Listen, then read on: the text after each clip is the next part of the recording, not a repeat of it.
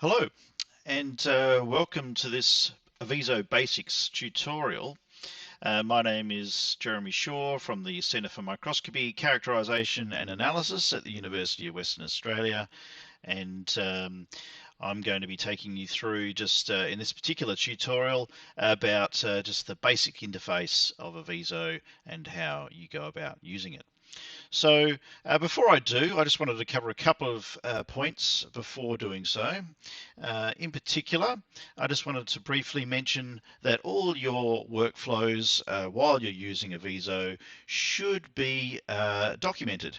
Okay, obviously if you're doing some sort of scientific research, you should be copying down what it is you're doing so that you can replicate it, or so that someone else can replicate it.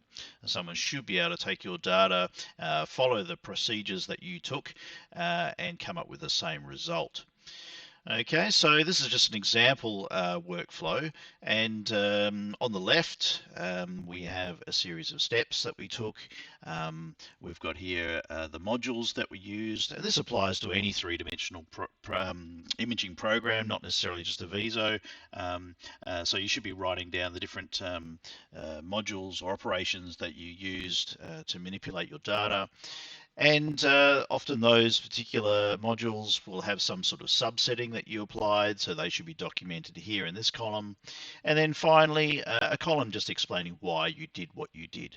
Okay, just a simple explanation of what it was used for. Okay, also I just wanted to briefly discuss why we're actually doing what we're doing. Okay, so here I've just created a little bit of a flow chart of what we're up to here with Avizo or any other 3D program, as I mentioned. Typically, you will have some sort of 3D volume. Okay, doesn't matter what instrument it was collected on, whether it was a focused ion beam or X-ray CT, you will end up with a volumetric data set represented here by this marble block on the left. Okay, so what we're wanting to do commonly, whether it be pores or cracks or a particular feature like an insect or whatever it might be, sitting inside that volume, you'll be interested in probably extracting it. And here I've just got the statue of David as an example object that we might want to extract from this block of marble. And here obviously it's been successfully chiseled away, if you like, and segmented from the volume, and that is what we're wanting to achieve. Now this arrow represents all the steps and so forth that we took to achieve this segmentation, and that could be a range of different pre-processing operations like filtering, extracting subvolumes and so forth to arrive here. And obviously segmentation to delineate this particular surface. Then once we've got a good representation of our object, we then will want to typically take some sort of measurement from it. So here we've just obviously got green representing the surface area, for example, and the light blue coloration here is just representing a volume measurement. Might be two of the things you might want to measure. As I say, it doesn't matter whether it's a statue of David or a pore structure or a crack structure or some other feature that you're wanting to measure. Okay, so this is the basic workflow or overall workflow for 3D analysis software, and this series of tutorials that I hope to create will cover various steps in achieving this. Okay, so let's look at Avizo in more detail. And I've already got Avizo 8.1 open here. Avizo 8.1 is an older version of the software, and we're now up to sort of, I think, 9 point something or other, so we're a few iterations behind, but most of the functionality is very similar, and you should be able to follow the same sort of steps in the newer versions, so don't worry about that too much. Okay, so what I'm going to try and do is treat this tutorial as if I had a new data set and I was wanting to open it and take a first look at it, and the sort of steps that I would typically take going through a new data exploration. So rather than go through all the individual menu items here, we'll try and explore them as we go. Okay, so I've got a data set. Let me bring that up now. So I have a range of different files here, but the one I'm interested in here is this sediments 6.4 micron TXM file. TXM is just the format for the X-ray CT that I work on, and we can simply drag and drop that into the viewer, and it's going to come up with this message. Typically, if the data is over 1 gigabyte in size, it will come up with this asking you whether you want to read the complete volume into memory or convert it to a large data access format. Typically, just leave it as the default, read it into memory if your computer is powerful enough to do so. If you've got a workstation that's perhaps not up to it, you might need to do the large data access format. This workstation I'm on is fairly powerful, so it should work fine. So there's various ways of dragging data in. I can open data using this little green bubble up here, or I can open data over here, or I could go to the drop-down menu over here. Dragging and dropping is typically the easiest. Avizo accepts various different file formats, and I'm not going to go into all of the different ones. If it doesn't just drag and drop easily, then you'll just have to play around getting data in there a little bit. Okay, so you can see when I've dragged the data in, we've got this little green bubble here. And this green bubble is your data. Most of the green modules you'll see in Avizo are data. Okay, and when I click on it, the properties come up in the properties panel. Okay, so we have the main panel up the top and the properties panel down below, and you'll work in these all the time, so you'll need to keep them open. I typically drag them onto the second monitor, so I've got more room in my main viewer here, but for today's exercise I need to keep them onto the same screen. So we can see when we click on the data, we've got various information here. So it's telling us that our data size is 1004 by 1024 by 1018 pixels in size. Okay, so that's the dimensions of the lattice. It's telling us that it's a grayscale data set, 16-bit, and this is some of the intensity information over here on the right. And then we have the voxel size. Now this is one of the first things I will check. Okay, to make sure that your voxel size is correct. If you don't, then every time you do an operation on the data and create a new module, that error is propagated down through all the different bubbles that you create. So it's much easier to check that from the start, make sure that your voxel size is correct. Now to check that, you should have the correct units and you should have the correct voxel size. To make sure your units are correct, what you'll want to do is go over to the Preferences tab. So Preferences, if we just open that up, we can see we have a number of different tabs here. And if we look at the Units tab, we can see that we have the option of changing things to whatever we want them to be. In my case, I know that I need microns, so everything should be in microns. So just go through each of these tabs and just make sure that everything is in micrometers. Then click Apply and click OK. And that way it will be in the correct units. Now this number may still be incorrect. Okay, so you might need to put, perhaps it didn't have an option to begin with to set the voxel size, or perhaps it was incorrect, or has got the decimal point in the wrong spot. A number of things can go wrong. So all you need to do is click on this crop editor, and the crop editor now brings up this dialog box, and you can see in the resolution window here the voxel size.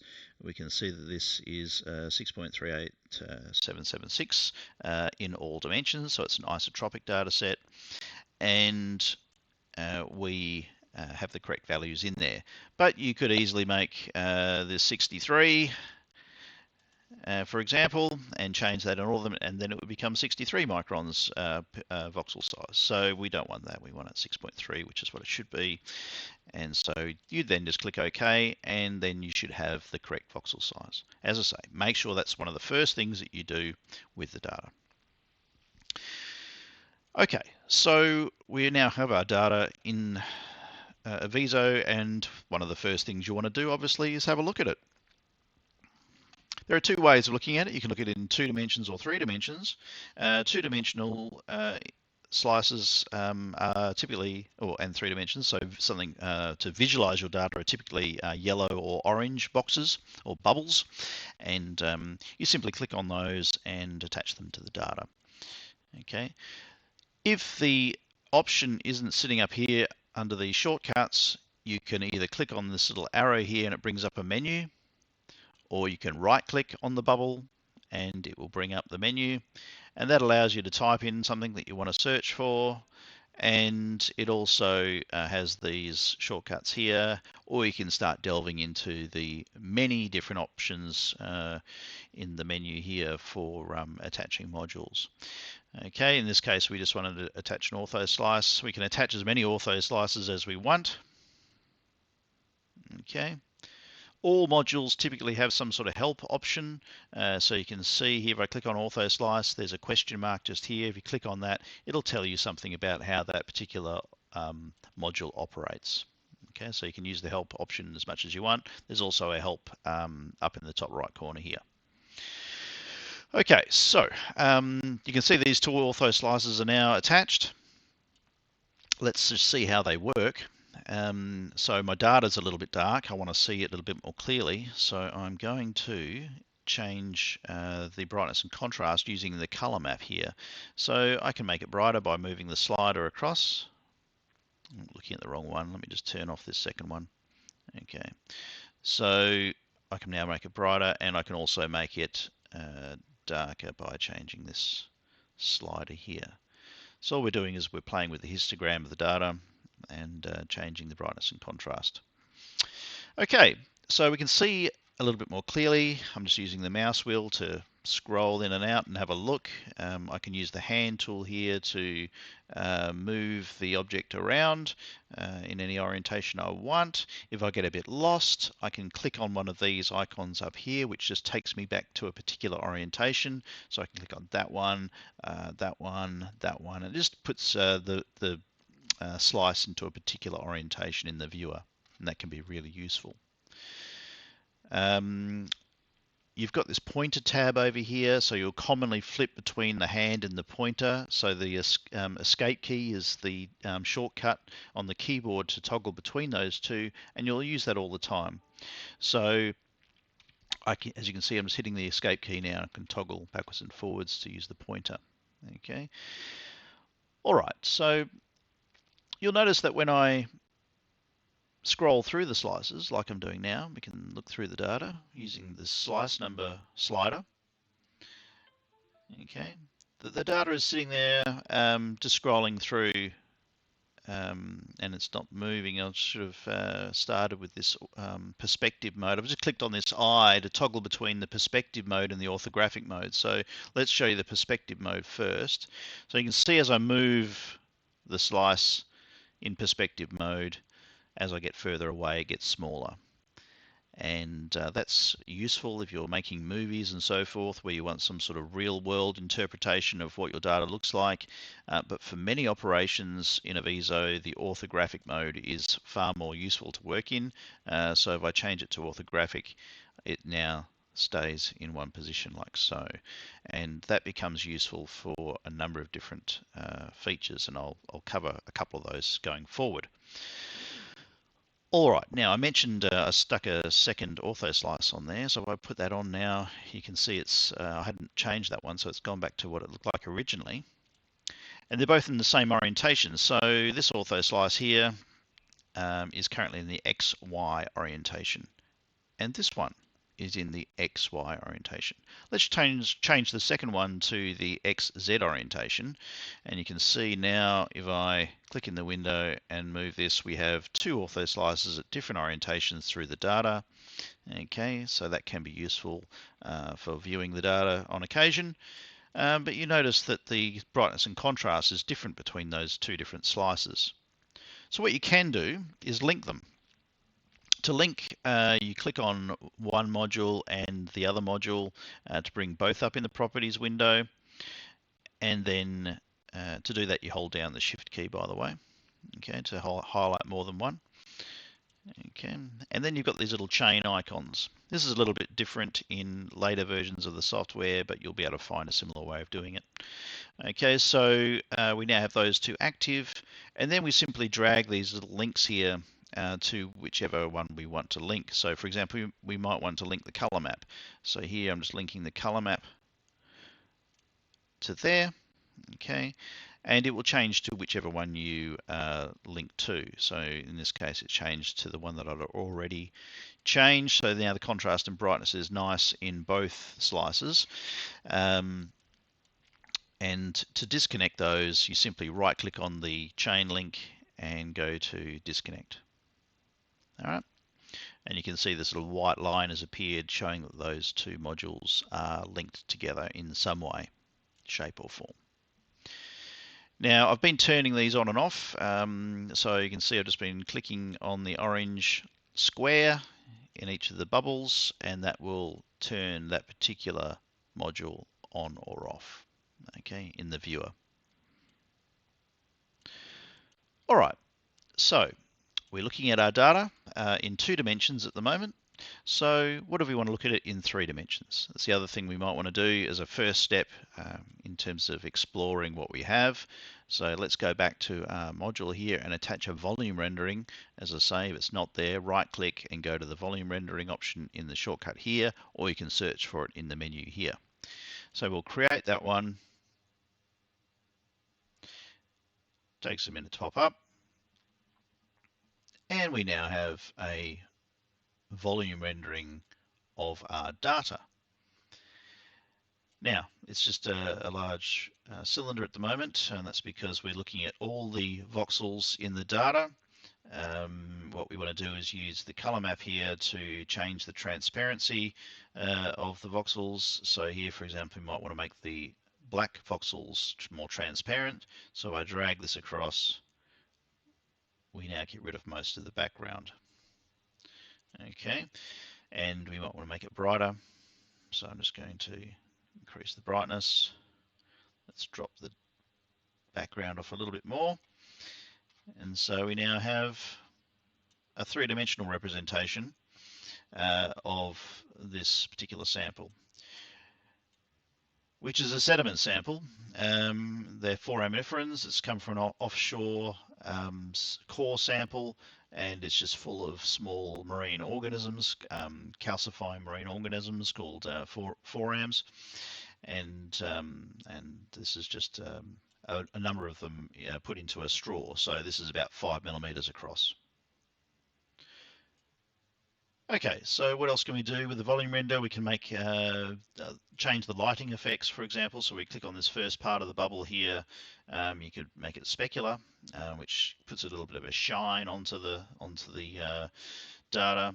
We could perhaps put deferred lighting on, and you can see it just changes the visualization, so you can see things a bit nicer, perhaps. Okay, so we now have a couple of different lighting effects, and you can play with those as much as you want.